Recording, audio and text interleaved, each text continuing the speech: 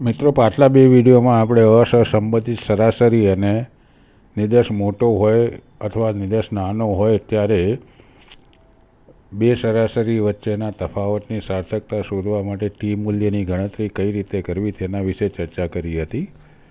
પ્રસ્તુત વિડીયોમાં આપણે બે સહસંબંધિત સરાસરી વચ્ચેના તફાવતની સાર્થકતા ચકાસવા માટે ટી મૂલ્યની ગણતરી કઈ રીતે કરવી તેના વિશે ચર્ચા કરીશું. આપણે શરૂઆતમાં ટી કસોટીના પ્રથમ વિડીયોમાં જોઈ ગયા હતા કે સહસંબંધિત સરાસરી માટેની 3 પરિસ્થિતિ છે. એમાંની 2 પરિસ્થિતિ આ પ્રમાણે છે. પરિસ્થિતિ 1 પૂર્વ કસોટી ઉત્તર કસોટી.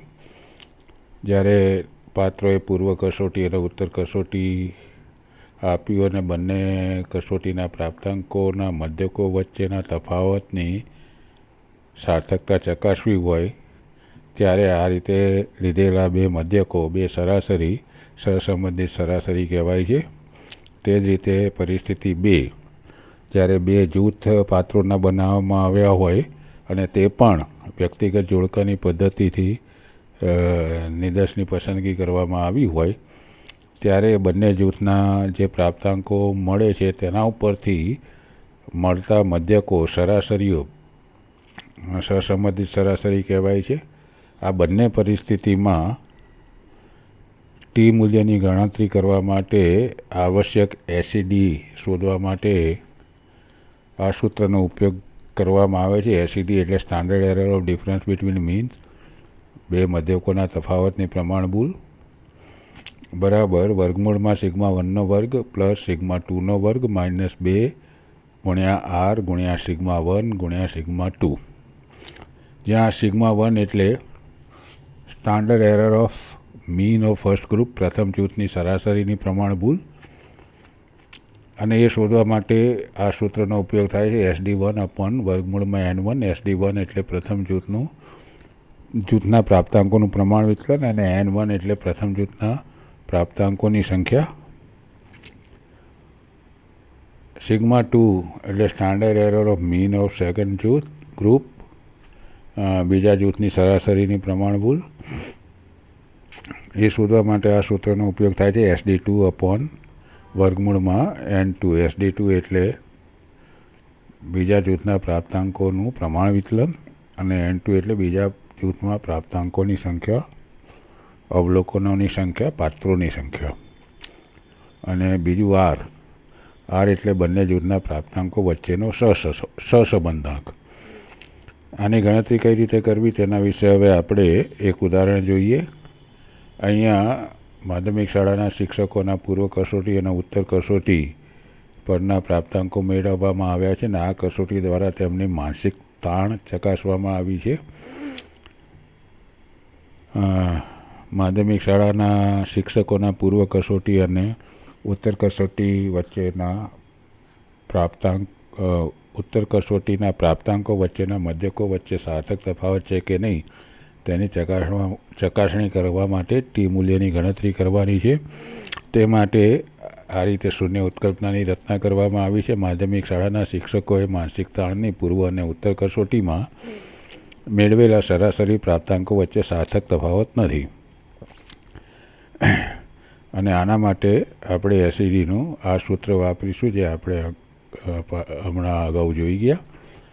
અને આની ગણતરી કરવા માટે આ સૂત્રનો ઉપયોગ કરવા માટે કેટલાક પાયાના મૂલ્યો જોઈશે. n1 બરાબર 12. n1 એટલે પ્રથમ જૂથમાં પ્રાપ્તાંકોની સંખ્યા, n2 એટલે 12 બીજા જૂથમાં પ્રાપ્તાંકોની સંખ્યા. મિત્રો, જ્યારે પૂર્વ કસોટી અને ઉત્તર કસોટી હોય અથવા તો 2 જૂથ જોડકા પદ્ધતિથી બનાવવામાં આવ્યા હોય ત્યારે બંને જૂથમાં પાત્રોની સંખ્યા સમાન હોય છે. એટલે અહીંયા બંનેમાં 12 છે. x1 એટલે પ્રથમ જૂથના પ્રાપ્તાંકોનું મધ્યક અને એ શોધવા માટે મધ્યકના સામાન્ય સૂત્રનો ઉપયોગ કરવામાં આવ્યો છે. x2 એટલે બીજા જૂથના પ્રાપ્તાંકોનો મધ્યક કે સરાસરી 31.6 છે. આની ગણતરી પણ મધ્યકના સામાન્ય સૂત્રનો ઉપયોગ કરીને કરવામાં આવી છે. SD1 એટલે પ્રથમ જૂથના પ્રાપ્તાંકોનું પ્રમાણ વિચલન જે 7.74 છે. SD2 એટલે બીજા જૂથના પ્રાપ્તાંકોનું પ્રમાણ વિચલન જે 3.82 છે. SD1 અને SD2ની ગણતરી પ્રમાણ વિચલનના સામાન્ય સૂત્રનો ઉપયોગ કરીને કરવામાં આવી છે. પછી R બરાબર 0.27, 0.27. અહીંયા કાર્લ પિયર્સનની સહસંબંધાંકની રીતનો ઉપયોગ કરીને બંને કસોટીના પ્રાપ્તાંકો વચ્ચેનો સહસંબંધાંક શોધવામાં આવ્યો છે. હવે આપણે ગણતરી કરીશું એસસીડીની. એસસીડી બરાબર σ1નો વર્ગ પ્લસ σ2નો વર્ગ માઇનસ 2 × R × σ1 × σ2. તે માટે આપણે σ1ની ગણતરી કરવાની થશે. σ1 એટલે પ્રથમ જૂથના પ્રાપ્તાંકોના મધ્યકની પ્રમાણભૂલ બરાબર SD1 વર્ગમૂળમાં N1. SD1 એટલે પ્રથમ જૂથમાં પ્રાપ્તાંકોનું પ્રમાણ વિચલન, N1 એટલે પ્રથમ જૂથમાં પાત્રોની સંખ્યા. આપણને આ બધા મૂલ્યો પહેલાંથી આપણે શોધેલા છે. 7.74 એ SD1 છે એટલે પ્રથમ જૂથનું પ્રમાણ વિચલન છે. 12 એ પ્રથમ જૂથમાં પ્રાપ્તાંકોની સંખ્યા છે. તેનો ઉકેલ મેળવતા σ1નું મૂલ્ય આપણને મળે છે 2.236, 2.236. પણ સૂત્રમાં આપણને જરૂર છે σ1નો વર્ગ, એટલે σ1નો વર્ગ પણ શોધી લઈએ. 2.236નો વર્ગ થાય છે 4.99. હવે σ2 એટલે બીજા જૂથના પ્રાપ્તાંકોના મધ્યકની પ્રમાણભૂલ SD2 છેદમાં વર્ગમૂળમાં N2. SD2 એટલે બીજા જૂથના પ્રાપ્તાંકોનું પ્રમાણ વિચલન, N2 એટલે બીજા જૂથમાં પ્રાપ્તાંકોની સંખ્યા, અવલોકનોની સંખ્યા. આના મૂલ્યો આપણી જોડે છે 3.82 SD2 છે અને 12 N2 છે. આનો ઉકેલ મેળવતા આપણને σ2 બરાબર 1.1 મળે છે. પણ એસસીડીના સૂત્રમાં આપણને σ2ના વર્ગની પણ જરૂર છે, એટલે એનો વર્ગ પણ શોધી લઈએ તો આપણને મળે છે 1.21, σ2નો વર્ગ. હવે આપણે તમામ મૂલ્યો પ્રાથમિક જે જરૂરી છે તેની ગણતરી કરી લીધી છે. એટલે હવે એસસીડીની ગણતરી કરીશું. એસસીડીની ગણતરી કરવા માટે તમામ મૂલ્યો મૂક્યા છે સૂત્રમાં. 4.99 એ σ1નો સ્ક્વેર છે, 1.21 એ σ2નો સ્ક્વેર છે, -2 ગુણ્યા 0.27 એ સહસંબંધાંક છે, 2.236 એ σ1નું મૂલ્ય છે અને 1.1 એ σ2નું મૂલ્ય છે. આનો ઉકેલ એક પછી એક સોપાનોમાં મેળવતા જઈએ તો આપણને વર્ગમૂળમાં 4.87 મળે છે. એનો વર્ગમૂળ લેતા આપણને એસસીડી બરાબર 2.21 મળે છે.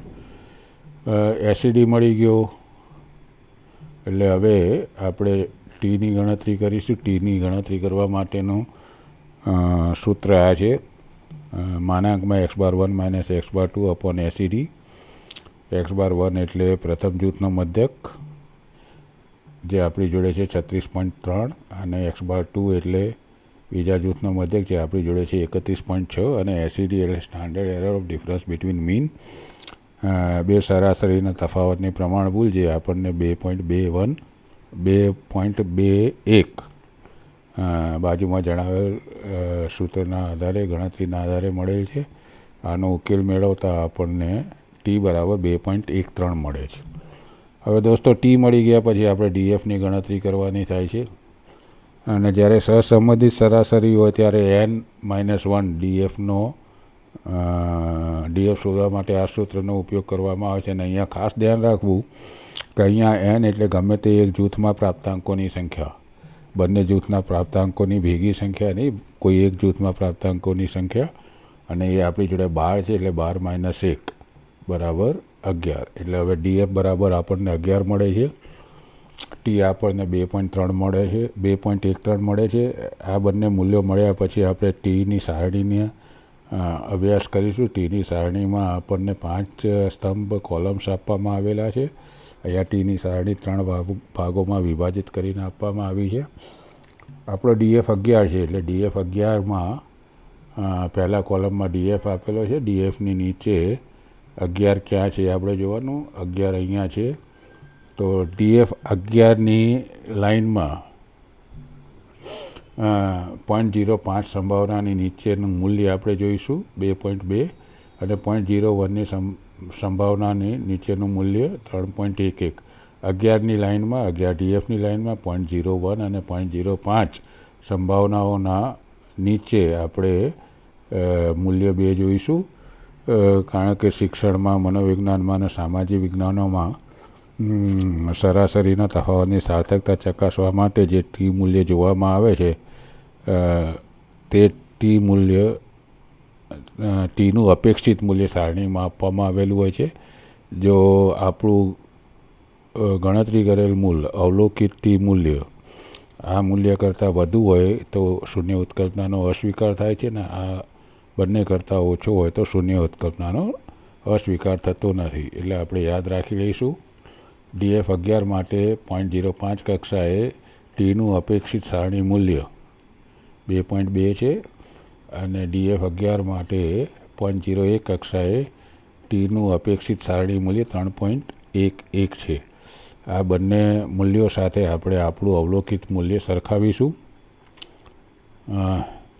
ટી ટેબલ મૂલ્ય જે આપણે જોયું 0.05 કક્ષાએ 2.2 છે અને 0.01 કક્ષાએ 3.11 છે. આ બંને મૂલ્યો જોડે આપણું અવલોકિત ટી મૂલ્ય, ટી કેલ્ક્યુલેટેડ ગણતરી કરેલ ટી મૂલ્ય સરખાવીશું. આપણું ટી મૂલ્ય છે 2.13, જે 0.05 કક્ષાએ 2.2 અને 0.01 કક્ષાએ 3.11 બંને કરતાં નાનું છે.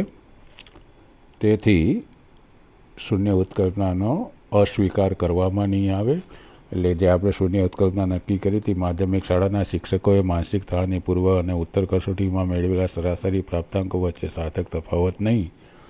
આ શૂન્ય ઉત્કલ્પનાનો આપણે અસ્વીકાર નહીં કરીએ અને તારવીશું કે પૂર્વ અને ઉત્તર કસોટીમાં માધ્યમિક શાળાના શિક્ષકોએ મેળવેલ માનસિક તાણની કસોટીમાં મેળવેલ, પૂર્વ અને ઉત્તર કસોટીમાં મેળવેલ સરાસરી પ્રાપ્તાંકો વચ્ચે સાર્થક તફાવત નથી. તો મિત્રો, આ રીતે આપણે પ્રસ્તુત વિડીયોમાં બે સહસંબંધિત સરાસરીની બે પરિસ્થિતિમાં ટી મૂલ્યની ગણતરી કઈ રીતે કરવી તેના વિશે ચર્ચા કરી. હવે પછીના વિડીયોમાં આપણે બે સહસંબંધિત સરાસરી અને ત્રીજી પરિસ્થિતિમાં ટી મૂલ્યની ગણતરી કઈ રીતે કરવી તેના વિશે ચર્ચા કરીશું. ત્યાં સુધી ગુડ બાય.